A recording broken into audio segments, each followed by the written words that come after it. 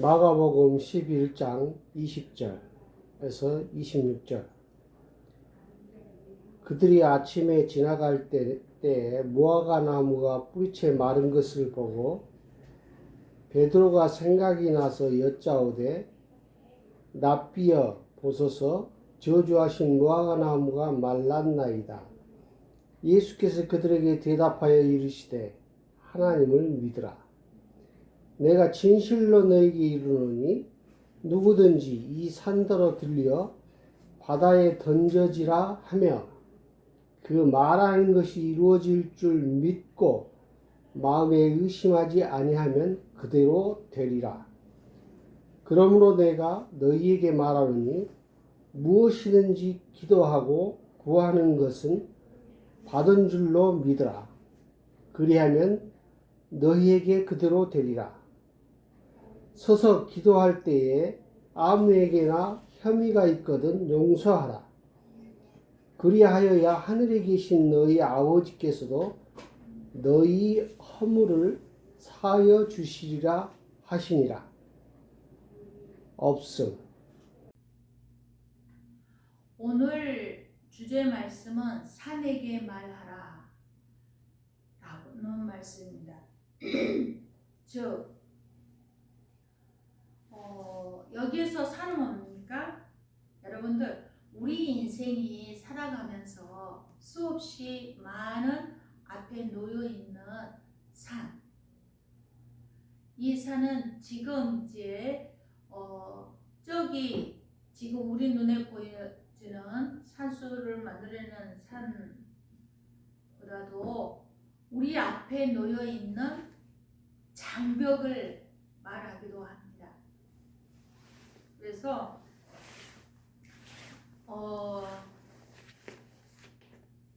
23절에 내가 진실로 너에게 이르노니 누구든지 이 산더러 들리어 바다에 던져지라 하며 그 말하는 것이 이루어질 줄 믿고 마음에 의심하지 아니하면 그대로 되리라. 아멘. 네. 그러기 전에 22절에 하는 말씀이 하나님을 믿으라. 하나님을 믿으라는 거예요. 첫째 하나님을 믿으라는 거예요. 믿으라. 이 믿으라 피스토스는 뭐냐면은 확신이에요. 믿음 말하는 피스토스 이 단어 이 말 언어 자체가 확신 그리고 신념 신뢰 신앙 의지 그리고 믿을 만한 것 심지어 설득 이런 뜻을 가진 의미예요. 그래서 신약에서 피스티스는 하나님께서 심어주신 우리 내적인 우리 마음의 확신, 신념, 신뢰 그리고 하나님께서 하신 말씀은 다 이루어진다라는 전적인 의뢰에 관한 원칙을 바로 믿음이라고 할 수 있습니다. 그래서 이 단어 바로 믿으라 하나님을 믿으라 하는 말은 믿음의 대상 그 내용을 가리킵니다. 그러할 때 우리 앞에 놓여있는 내 마음을 짓누르고 있는 모든 나의 문제들 장벽들을 아래고 뭐라 그랬어요? 전적으로 하나님을 믿고 그것을 강구하며 기도하며 그럴 때 산을 들 수 있어요. 그런데 그 산을 들어 바다에 던지라 하면 그대로 될 것이다 라고 말을 합니다. 그 정도로 확신을 가지고 하나님을 믿으라는 것이죠. 아멘? 네. 자, 오늘 말씀에 전체적으로 보면 무화과 나무가 마른 내용들이에요. 무화과 나무가 마른 내용들인데 이것은 마태복음에도 나와 있어요. 마태복음 나와 있는데 사실 이런 비슷한 내용으로 누가복음에도 있어요. 그런데 그 전에 12절에 보면은 무화과 나무에게 이르시되 이 말씀 이튿날 그들이 베다니에서 나왔을 때에 예수께서 시장하신지라. 예수님이 배가 고프셨어요. 예수님이 인자로 사람의 아들로 오셔서 우리가 똑같이 배고픔도 느끼셨어요. 예수님은 그러니까 예수님은 100%의 하나님이시지만 죄를 사하는 권세를 가진 하나님이시지만 우리하고 똑같은 연약함을 다 느끼는 배고픔을 느끼는 거예요. 그러니까 예수님은 100%의 인간이었어요. 그렇기 때문에 나의 이 죄를 대속할 수 있는 거예요. 대속할 수 있는 거예요. 대신 죄값을 지불해 주신 거예요. 아멘? 네. 자, 예수님께서 배가 고프셨어요. 그래서 멀리서 잎사귀 있는 한 무화과 나무를 보시고 혹 그 나무에 무엇이 있을까 하여 가셨더니 가서 보신즉 잎사귀 외에 아무것도 없더라. 이는 무화과의 때가 아님이라 라고 말하고 있어요. 무화과 때가 아니었대요. 그런데 잎이 나 있는 거예요. 여러분 무화과 나무 아시죠? 무화과. 알죠. 네. 무화과는요. 속에서 꽃이 그 열매 속에서 꽃이 핀 그 꽃을 먹어요. 우리가. 그런데 이 무화과는 먼저 여러분들 봄에 이렇게 식물을 한번 보세요. 잎이 나기 전에 꽃이 먼저 피어요. 꽃머리가 나와서 꽃이 져요. 그런 것처럼 무화과 나무도 열매가 먼저 맺혀져요. 열매가 먼저 맺혀지고 잎이 나와요. 그리고 한겨울 추운 겨울 외에 무화과는요. 그 잎이 나면서는 가을 늦가을까지 계속적으로 열리는 열매가 무화과 나무입니다. 네. 그런데 아세요? 이 무화과는요. 엄청 몸을 치료하는 보약입니다. 여러분들 무화과 많이 먹으세요. 할 수만 있으면 무화과는 우리 몸에 치료하는 약이에요. 그래서 이 무화과는 당뇨에도 좋고 뭐 모든 이 세포를 새롭게 생성해내는데 건강한 세포를 생성해내는 아주 좋은 음식 중에 특효약입니다. 그럴 정도로 무화과가 몸에 좋아요. 부작용이 없는 게 또 무화과입니다. 그래서 무화과를 많이 먹을 필요가 있어요. 그리고 무화과는 잎이 무성하다라는 것은 이미 어떻게 열매가 먼저 열리잖아요. 그러니까 무화과가 있다라는 뜻이에요. 그런데 여기에 보니까 무화과가 아직 때가 아니었다. 자, 그리고 또 한 가지 비밀. 성경에서 무화과 나무는 이스라엘을 상징해요. 포도나무하고 무화과 나무는 이스라엘을 뜻해요. 의미해요. 즉 시편에 이런 말씀, 내가 애굽에서 포도나무를 그러니까 가지고 와서 이렇게 표현하거든요. 애굽에서 출애굽했잖아요. 이스라엘이. 그러면서 큰 민족을 이루잖아요. 하듯이 포도나무와 무화과는 하나님의 선택받은 이스라엘이란 이름 자체가 어떻게 야곱과 실험해서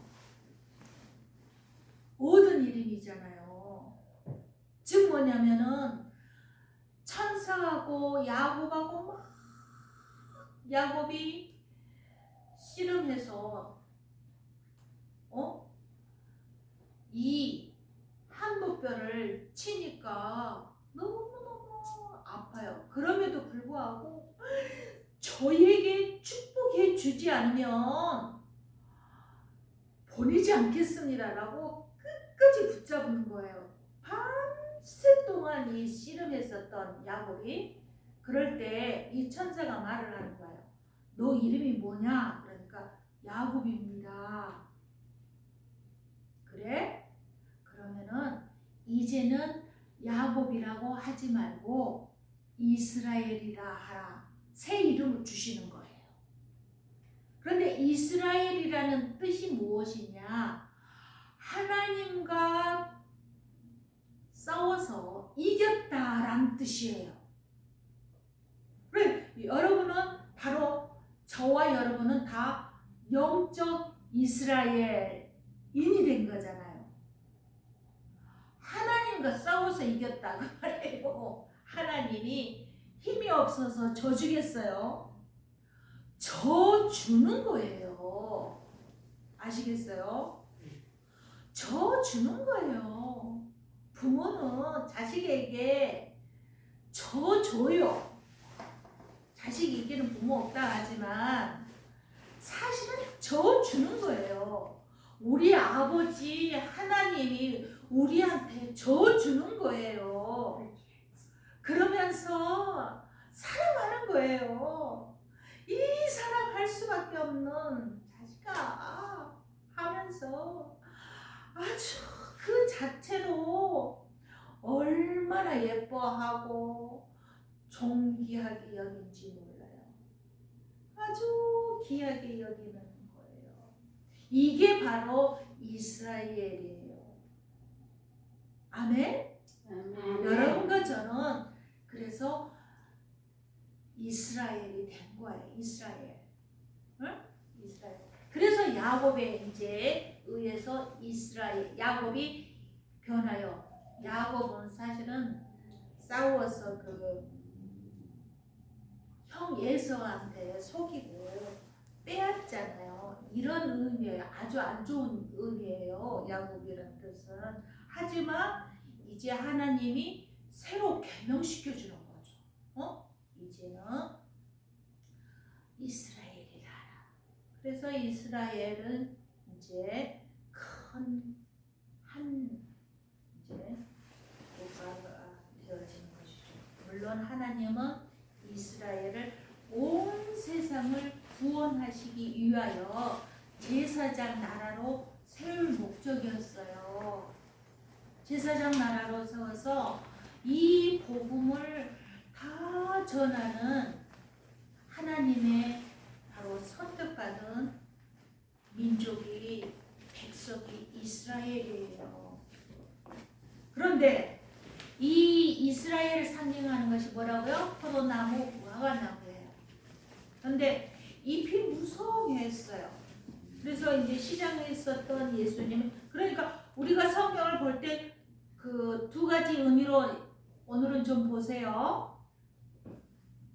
여기에서 이제 이스라엘은 두 가지 의미예요.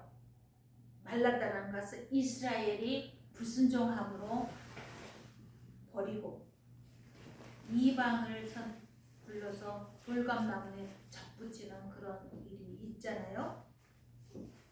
자, 이 잎사귀 무화과가 아주 잎이 무성했어요. 그런데 아직 때가 안 됐는데 잘났다고 아마 먼저 잎이 무성했나 봐요. 이것은 또 이 비유는 무엇을 의미하느냐?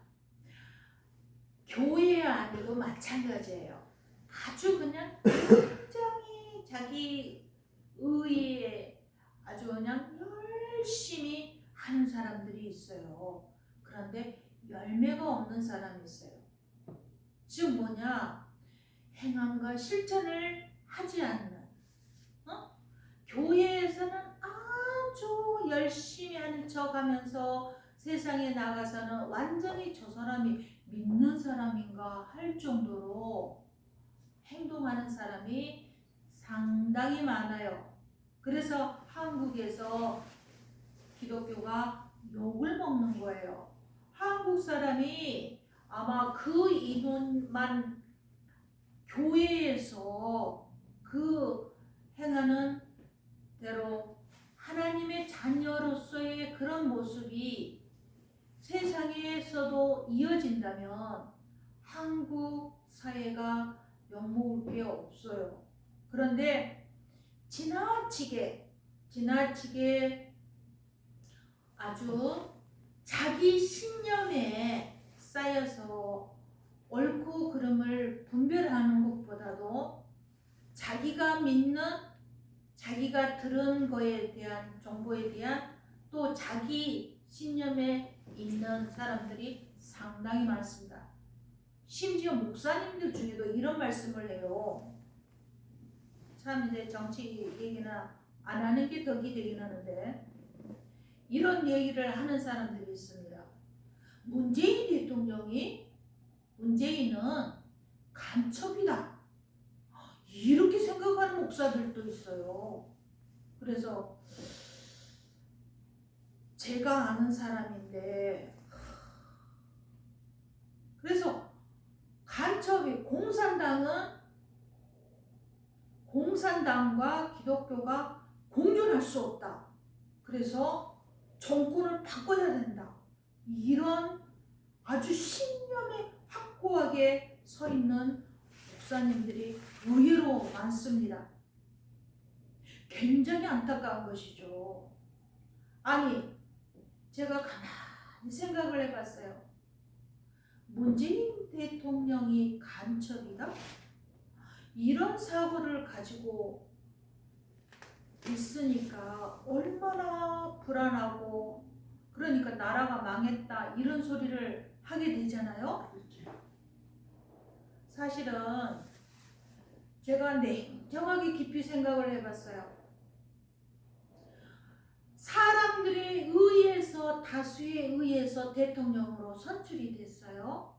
그리고 심지어 나라를 지키는 군인의 통수권자가 대통령입니다. 그 권한을 부여해줘요, 대통령이.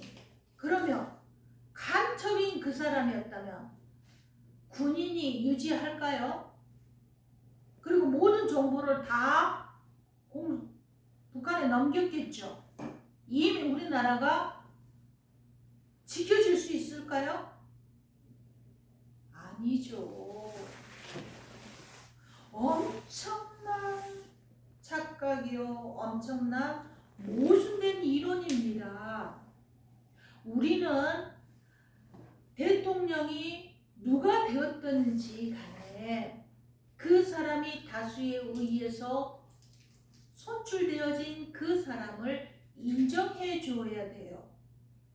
그 사람이 잘못했다면 그건 심판을 받을 것이고, 그 사람이 일할 수 있도록 인정을 해줘야 되는 거예요. 그게 바로 대한민국의 국민의 의무예요. 자세예요. 자, 보세요. 그래서 우리는 하나님의 믿는 기독교인으로서 바로 올바른, 성령님은 사실은 우리로 하여금 좌로나 우로나 치우치지 않냐, 중간에 잘 분별할 수 있는 시력을 주셔요. 눈을 주셔요. 깨닫게 해 주셔요. 그런데 내가 어느 한쪽에 지나치게 서 있다. 그러면은 반성을 해볼 필요가 있죠. 그건 한쪽 정보만 계속 받아서 그런 상황이 벌어지는 거예요. 문재인 대통령은 간첩이 아닙니다.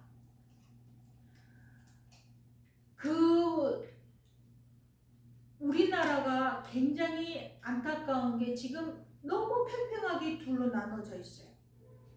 그러는데 너무 멀쩡한 아주 건전한 청년들을 군부 독재 시대에 간첩으로 많이 만들었어요. 왜냐? 반공이라는 사상을 계속 유지하고 주입시켜야 되기 때문에 진짜 간첩이 아닌데 간첩을 뒤집어 씌워서 빨간 줄을 긋고 그 사람과 연루되어진 그 부모와 온전한 건강한 사회생활을 하지 못하도록 너무너무 많은 사람들이 피해를 봤어요. 그때 노무현 대통령하고 사실 문재인 대통령 이분들은 너무 가까이 늘 이렇게 지내던 사람들인데 어느 날 데모했다고 간첩으로 완전히 밀리는 그러한 상황을 보면서 뭔가 잘못됐구나 하고 삶을 헌신해서 정치에 뛰어들었던 사람들이에요. 그만큼 자신을 헌신해서 나름대로 저는 문재인 대통령이 곧 이제 3월 9일이면 다음 차기 대통령이 선출될 것입니다. 이제 얼마 남지 않았어요. 한 달도 채 남지 않았어요. 그런데 이분이 나름대로 사실은 굉장히 좀 걱정도 했어요. 너무 좀 소극적이지 않을까? 위기상을 어떻게 대처를 할까? 사실은 염려했었던 대통령이기는 해요. 하지만 생각보다 그게 오히려 대한민국을 확실히 선진국으로 이끌어 놓는 상황이 되었구나. 옛날처럼 블랙리스트를 작성해서 어떤 사람을 막 활동을 못하게 한다거나 이런 막지를 않았어요. 정치적으로 개입해서 막 어떤 사람을 아주 특정인들을 조금 의식 있는 사람들을 막 가두고 하는 그런 작업들을 안 했어요. 최대한 풀어놨어요. 최대한 활동할 수 있도록 나름대로 그러다 보니까 너무 많은 팽팽한 또 양쪽이 성장하기도 했지만 이런 안타까움도 있긴 합니다만은 이제 우리는 합력하여 선을 이루어야 됩니다. 네. 그래서 잘못된 정보만 받지 말고 정말로 기도 많이 해서 대통령 이번에 뽑아야 돼요.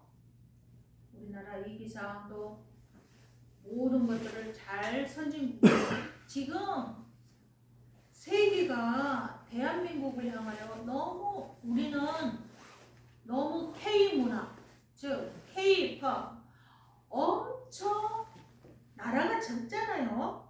적음에도 불구하고 부가가치를 높일 수 있는 그러한 컨텐츠가 너무 많아요. 그래서 잘 활용할 수 있도록 우리는 해야 됩니다. 자, 그런데 여기 무화과도 겉보기에는 너무 무성했던 거예요. 무성한 잎을 보고 예수님이 가까이 간 거거든요. 그래서 보니까 예수께서 말씀하시되 이제부터 영원토록 사람이 너에게서 열매를 따 먹지 못하리라 하시니 제자들이 이를 듣더라. 즉 누가복음에는 3년 동안이라는 그 포도원 지기가 아마 포도밭을 관리하면서 이 무화과 나무를 심었는데 거기서 또 3년 동안 이 무화과를 얻지 못해서 예수님이 3년 공생에 하셨잖아요. 얻지 못해서 이제 아예 그 베어버려라. 그러니까 이제 그 농부가 1년만 한 번 더 봐주십시오. 많이 맺으면 좋고 맺지 않으면 잘라버리겠습니다. 이러는 거죠.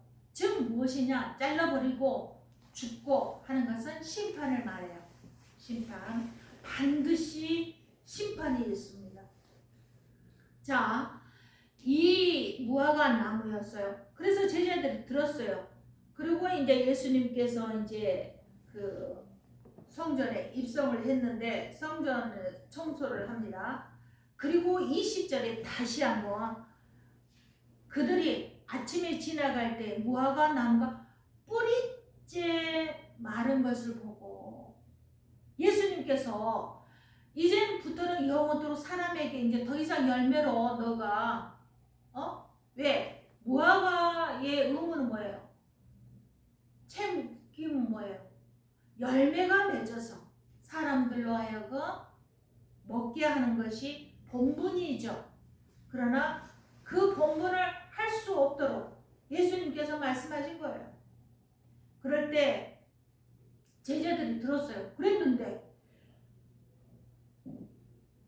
그 다음날 보니까 이 무화과 나무가 어제까지 멀쩡했었던 그 잎이 아주 싱싱했었는데 뿌리째 말라서 버린 거예요. 놀랍죠? 베드로가 생각이 나서 여쭤요. 라비요, 보소서 조주하신 무화과 나무가 말랐나이다. 예수께서 그들에게 대답하여 이르되 하나님을 믿으라 하면서 오늘 말씀하시는 거예요. 오늘 주신 말씀 산에게 말하라 라고 말씀하시는데 우리가 실제적이고 분명히 보이는 어떤 장애물이 종종 하나님께서 그의 자녀들을 통해 이루실 일을 가로막을 때가 있습니다.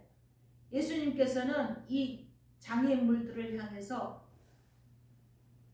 직접적으로 말씀하라고 명령하라고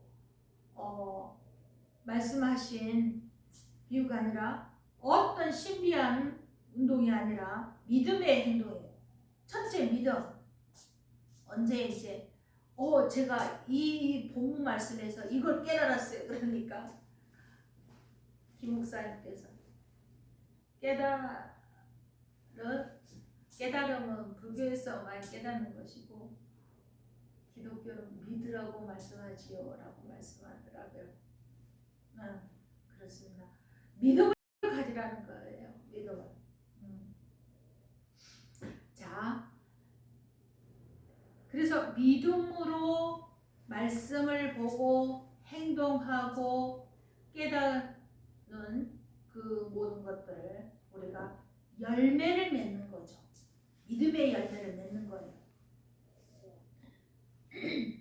그리고 믿음으로 말미암아 산더러 들리어 바다에 던져지라면 그 말 그대로 이루어질 줄 믿고 마음에 의심하지 아니하며 그대로 되리라 말씀했어요. 야고보서에 그러죠. 너가 믿음으로 하면서 온전히 100% 믿지 않고 할 때 어떻게 바람을 잡는 것과 같다 그랬어요. 그래서 우리가 온전히 마음에 믿음으로 하나님 앞에 간절히 기도할 때 우리 앞에 놓여 있는 장애물은 뛰어넘습니다. 아멘. 그러면은 여러분들이 그 체험을 하게 되어지면 기도 안 할 수가 없어요. 그래서 계속 기도하게 되어지고 수많은 체험들을 또 하는 거예요. 기독교는 또 체험의 신앙이기도 합니다. 그냥 문자나 이렇게 이야기거리로만 끝나는 것이 아니라 직접적인 나와 하나님과의 관계를 체험할 수 있는, 내가 피부로 느끼고 내 삶에서 느낄 수 있는 것이 바로 기독교라니까요. 이러한 기독교를 맛보아야 돼요. 그래야 열매를 맺고 이길 수 있습니다.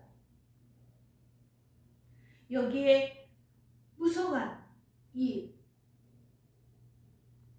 어떻게 하느냐, 24절에 그러므로 내가 너에게 말하노니 무엇이든지 기도하고 구하는 것은 받은 줄로 믿으라. 그리하면 너에게 그대로 되리라. 서서 기도할 때에 아무에게나 혐의가 있거든 용서하라. 그리하여야 하늘에 계신 너희 아버지께서도 너희 허물을 사하여 주시리라 하시니라.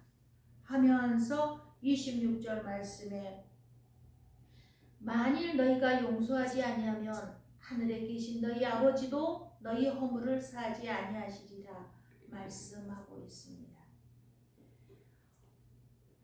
용서한다라는 거 쉬운 일 아닙니다. 그죠? 용서라는 거 쉬운 일 결코 아니에요. 내가 용서했다라고 하지만 또 되살아나는 것이 어떠한 상황이 되었을 때 분노하게 되어지고 합니다. 쉽지 않아요. 하지만 이 말씀에 의지하여 하나님, 내 힘으로는 용서하기 힘들고 내 기억 속에서 벗어나기 힘들지만 하나님 말씀에 의지하여 순종합니다. 진정으로 용서하는 마음을 허락하여 주옵소서. 이렇게 저는 기도를 했습니다.